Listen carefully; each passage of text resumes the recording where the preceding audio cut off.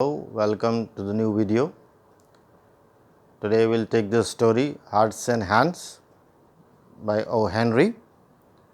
O. Henry is a nickname of William Sidney Potter.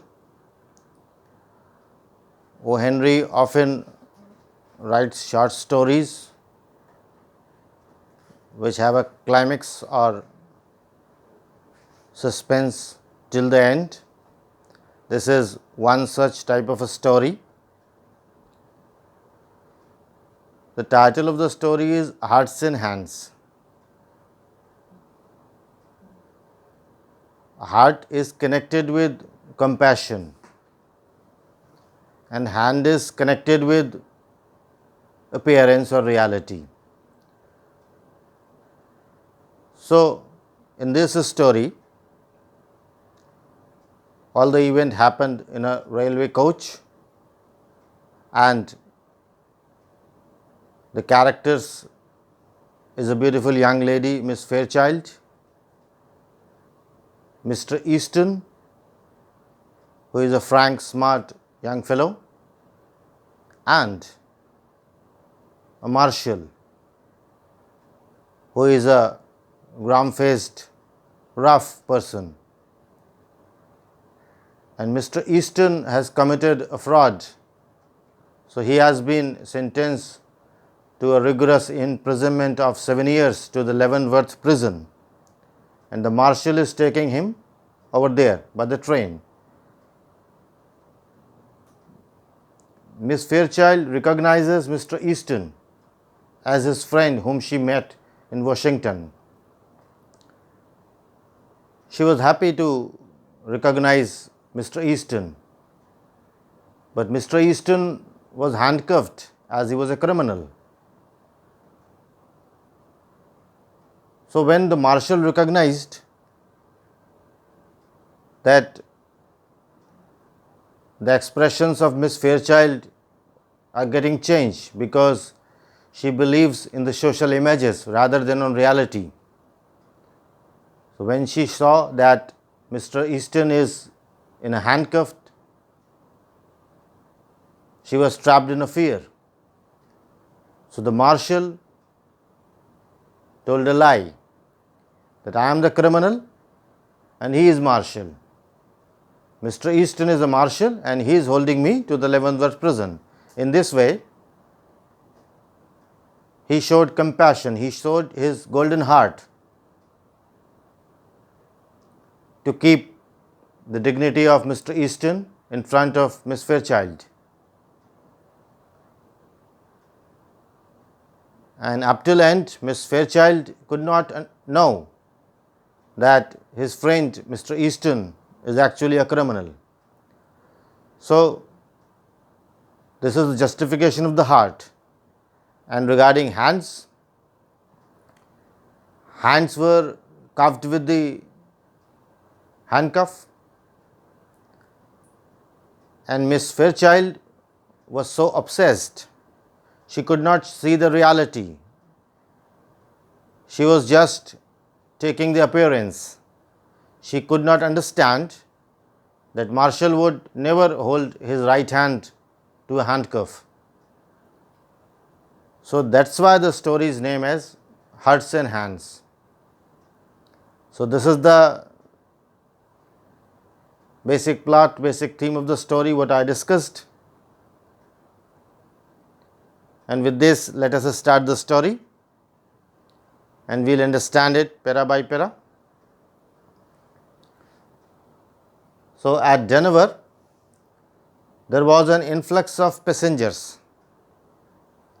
into the coaches on the eastbound BMN Express. So, the setting is of Denver and there is an arrival of large number of passengers. Influx is a arrival of large number of passengers in a station, and the train is BMN Express. In one coach there sat a very pretty young woman dressed in elegant taste. So, the line is talking about Miss Fairchild, who was very pretty, and she was sitting and she was dressed in very elegant taste. and surrounded by all luxuries, comforts of an experienced traveler. So, Miss Fairchild was gracefully attired, gracefully dressed, and it looked that she is an experienced traveler. So, she must have travelled long way. So, she was surrounded by all the luxuries that a traveler need. Among the newcomers were two young men. So, the two young men entered where Miss Fairchild was sitting. One of a handsome present with a bold, frank countenance and manner. So, one of them was bold, frank, and he had frank look, handsome, and the other was ruffled, grum-faced person. Ruffled is annoyed, he was annoyed, glum-faced, dreary person, heavily built and roughly dressed. So, the other person was heavily built and roughly dressed. So, the two persons were of contrasting appearances. One was handsome and other was rough. The two were handcuffed together. They both were handcuffed together. As they passed down the aisle of the coach.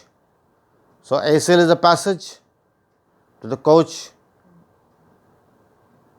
with the pantry. So, as they passed down the aisle of the coaches, the only vacant seat offered was the reversed one facing the attractive young women.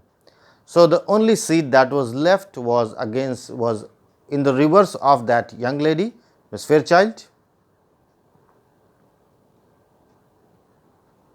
Here the linked couple seated themselves. So, the linked couple sat in front of that young lady. The young woman's glance fell upon them with distant, swift disinterest. So, the young woman glanced them with swift disinterest. She was not interested at all to look at the strangers.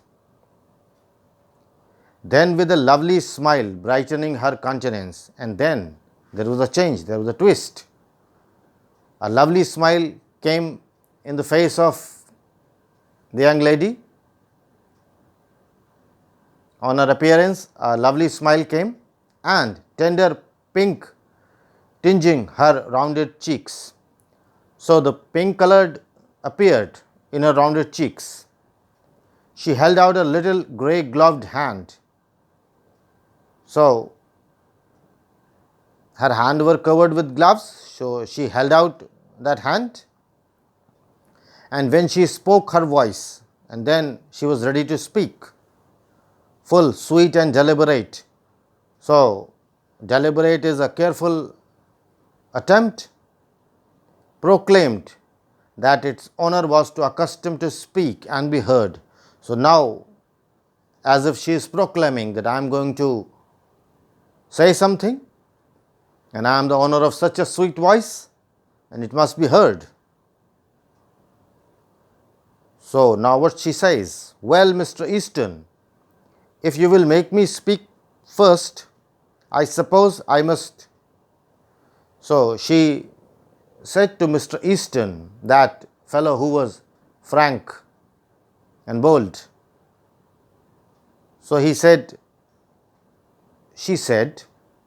well, Mr. Easton, if you make me speak first, I suppose I must. I will speak first.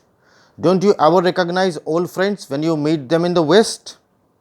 So, she is saying that if you meet your old friends in the West Americas, don't you recognize them? It means they were friends in the East Americas.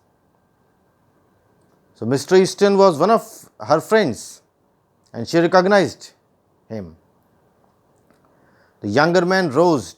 The younger man got excited, roused himself sharply at the sound of her voice. So, younger man got excited, seemed to struggle with a slight embarrassment, and he was slightly embarrassed as he was knowing that he is handcuffed, which he threw off instantly, but within a fraction of time he threw up his embarrassment and then clasped her finger with his left hand. So, with his left hand, he clasped her finger. As his right hand was handcuffed, so he clasped his finger with the left hand. "It's Miss Fairchild," he said with a smile. So, Mr. Easton recognized Miss Fairchild and said, "It's Miss Fairchild. I'll ask you to excuse the other hand." So, he said that, "Please excuse me for the other hand. It's otherwise engaged just at present." So, my other hand is just engaged at present. It's not free. And why it's not free? It's handcuffed. He slightly raised his right hand, bound at the wrist by the shining bracelets to the left one of his companion. So, he slightly raised his hand, and that was bounded by a bracelet like handcuff. The glad look of the girl eyes slowly changed to the bewildered horror, and then a twist came. The girl was glad, but as she saw that Mr. Easton is handcuffed, her glad look turned into bewildered horror. She was horrified to see that what has happened. The glow faded from her cheeks. So, the pink glow faded from her cheeks. Her lips parted in a vague. So, in an irrational way, her lips parted, relaxing distress. So, in a distress manner, she relaxed. Easton with a little laugh as it amused. So, Easton was little amused because he was knowing his condition. Was about to speak. He was about to speak. He was to clarify something, when the other forestalled him. So, the other man, the glum-faced man, stopped him, forestalled him. Don't speak. The glum-faced man has been watching the girl's countenance. The glum-faced man or the marshal has watched that how the color of the face of Miss Fairchild has changed by looking at the bracelets. So, he thought of telling a lie, that he is not a criminal, I am a criminal. So, the glum-faced man has been watching the girl's countenance with veiled glances from his keen, shrewd eyes. So, he was a very shrewd person, he was a marshal. So, he watched that Miss Fairchild give importance to social images. She was not sympathetic to a criminal. She was not willing to ask what has happened. The expressions of her face changed. So, that marshal became compassionate for the dignity of Mr. Easton. So, now what he said, "You'll excuse me for speaking, miss." So, he interrupted in the matter between the talks of Miss Fairchild and Mr. Easton. He said, "Will you excuse me for the speaking, miss? I see you are acquainted with the marshal here." So, he said that you are acquainted with the marshal sitting over here, and if you will ask him to speak a word for me, when we'll get to a pen hell, do it. So, he said to Miss Fairchild that ask the marshal when we'll reach to our jail, pen. In this way, he handled the situation. Now, Miss Fairchild thought that Mr. Easton is a marshal, but actually he was a criminal.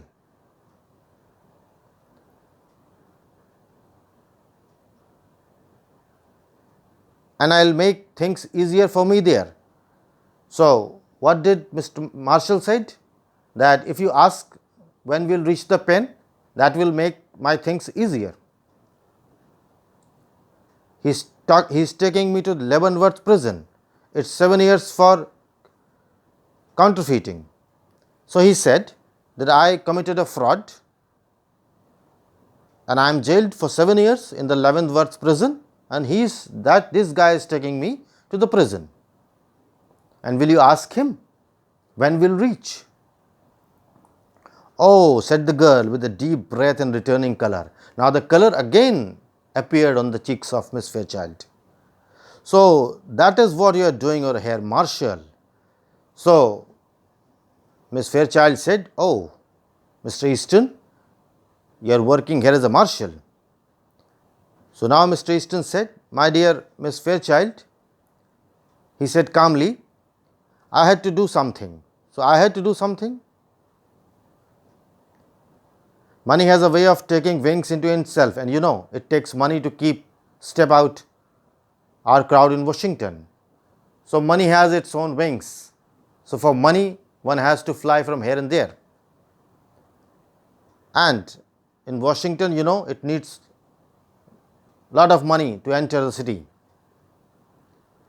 And well, a marshalship, isn't it quite as high a position as that of an ambassador? And a marshalship is a position equivalent to an ambassador. "The ambassador," said the girl warmly. So Miss Fairchild was very happy. "Doesn't call any more. So don't say anything more. He need not ever have done so. You ought to know that. And so now you are one of these dashing Western heroes." So Miss Fairchild said that now you are one of these dashing heroes of the West, and you ride and shoot and you go into all kind of dangers. So you enter into the dangers and you catch the criminals and all that. That's different from the Washington life. So that's not the life of Washington. You have to be missed from the old crowd. So the old crowd is missing you. Here you are doing a different job.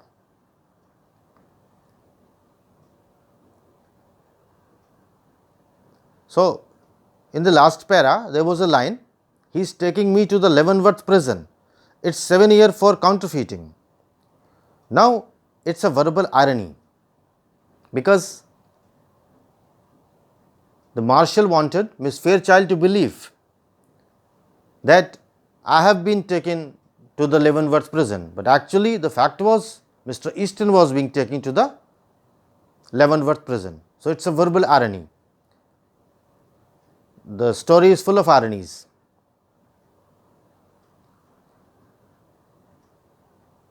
So we have reached to the point when the girl said that this life is different from the Washington life. Here you must be riding and catching the criminals, and you are like the hero of the West. Now the girl's eye, fascinated, went back, widening a little to rest upon the glittering handcuffs. So once again her eyes widened and she was looking at the glittering handcuffs. "Don't you worry about them, miss," said the other man. "All marshals handcuff themselves to their prisoners to keep them from getting away." So now again he handled the situation. The marshal handled the situation. "Don't worry about these handcuffs. All the marshal keep the handcuffs to the prisoners so that they should not run away. And Mr. Easton knows his business." Again there is a verbal irony. He is saying Mr. Easton knows his business. He wanted Miss Fairchild to think that Mr. Easton knows his business of handcuffing a criminal, but actually he was himself handcuffed by a marshal. So it's a verbal irony. "Well, when we will see you again in the Washington?" asked the girl. Now girl is very curious to talk to Mr. Easton. She was impressed that she has met a marshal. "So, will we see you again in the Washington?" asked the girl.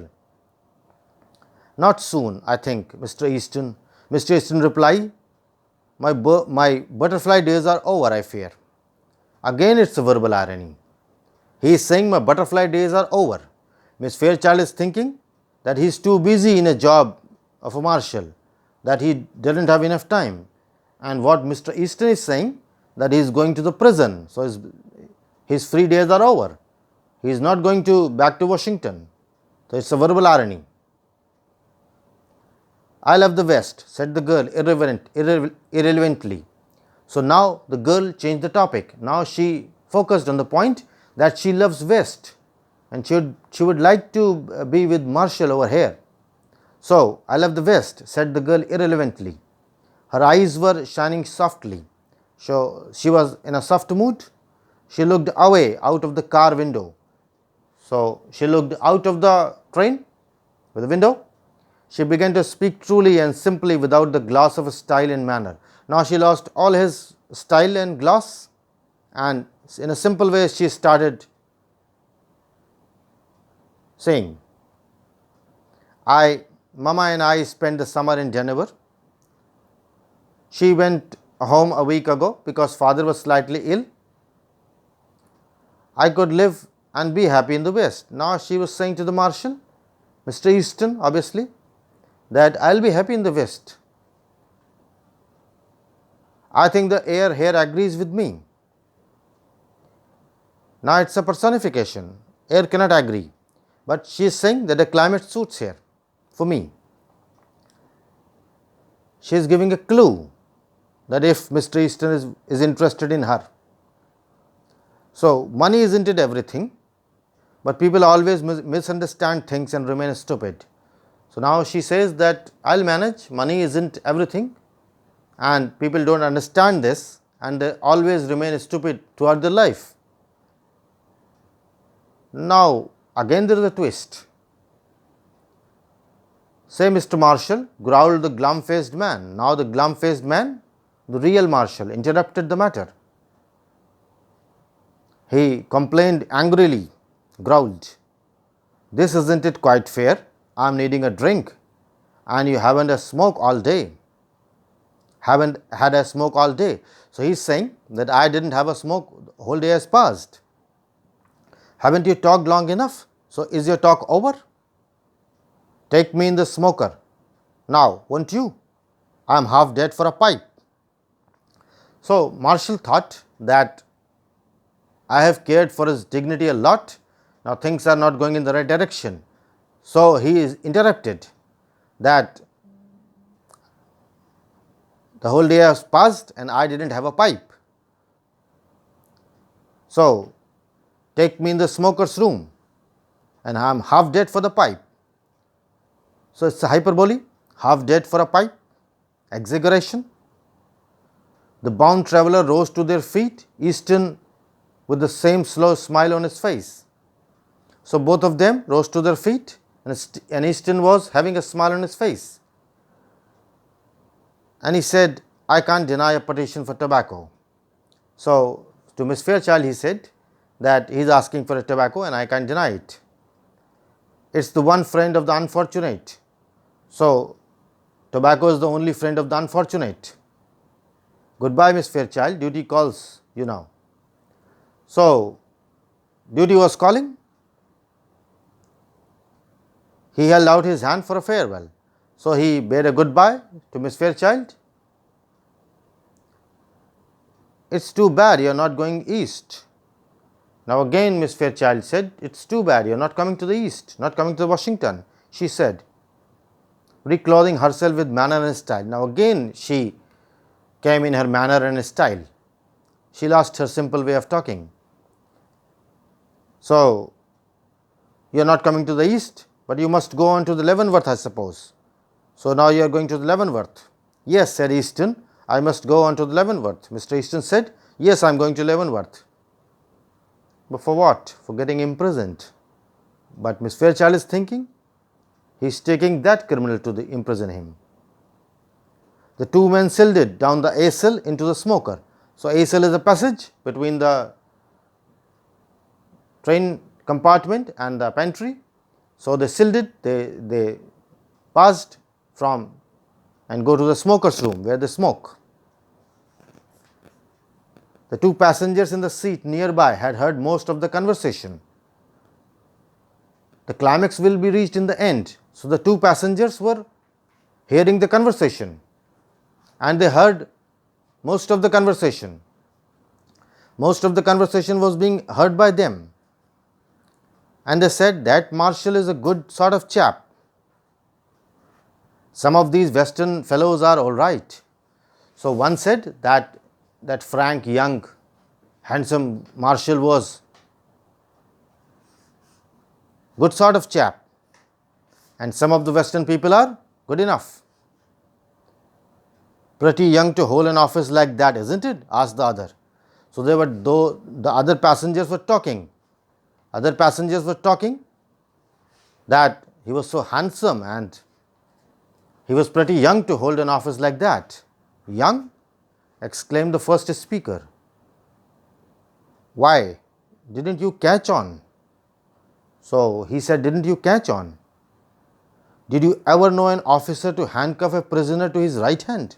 Have you ever seen an officer who is handcuffing himself or right hand? So they recognized that Mr. Easton was not a marshal because he was handcuffed in his right hand. So in the end it was exposed to those people, but Miss Fairchild didn't know. So the writer leaves it to the reader that did Miss Fairchild know or did Miss Fairchild do not know. She was unaware of the fact. She thought that Easton is a marshal, but the two passengers sitting over there, they understood the matter that the marshal will never handcuff himself in a right hand, because if right hand is handcuffed, how will he work? So in this way the story reached the climax, and up till the end it was not clear that who is a marshal and who is a criminal. So in this way the marshal, due to his compassion to hold the dignity of the Mr. Easton, he told a lie, which is the basic theme of the story, and Miss Fairchild was unable to understand the truth because she was trapped in the appearance only. She couldn't get the reality. She was influenced by the appearance. As she was told, she understood. She didn't have enough power to penetrate, to peer what is the reality. She couldn't even notice that Mr. Easton was handcuffed on his right hand. So this was the story. So thank you for being with me. Thank you very much.